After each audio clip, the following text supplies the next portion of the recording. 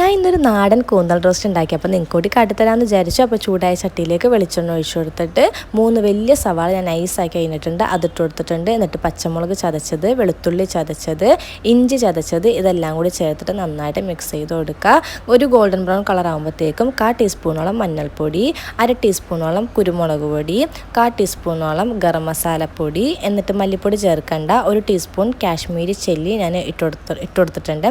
അത് നേരത്തെ വേവിച്ച് വെച്ച കൂന്തൽ ഇട്ട് കൊടുത്തിട്ടുണ്ട്. കൂന്തൽ ഞാൻ വേവിച്ചത് പച്ചമുളക്, ഇഞ്ചി, വെളുത്തുള്ളി, വേപ്പില, ഉപ്പ്, മഞ്ഞൾപ്പൊടി ഇത്ര ഇട്ടിട്ടാണ് ഞാൻ 3 വിസലിൽ വേവിച്ചെടുത്തതാണ് കേട്ടോ. എന്നിട്ട് 2 പഴുത്ത തക്കാളി നോക്കി ചേർത്ത് കൊടുക്കുന്നുണ്ട്.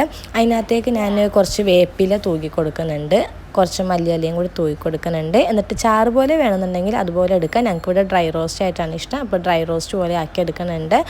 ഈ സമയത്ത് എരിവോ ഉപ്പോ എന്തെങ്കിലുമൊക്കെ കൂടുതൽ കുറവൊക്കെ ഉണ്ടെങ്കിൽ നിങ്ങളുടെ ആവശ്യത്തിനൊക്കെ ചേർത്ത് കൊടുക്കുക. അപ്പോൾ ഇത്രയേ ഉള്ളൂ. സബ്സ്ക്രൈബ് ചെയ്യാൻ മറക്കണ്ട. Bye bye.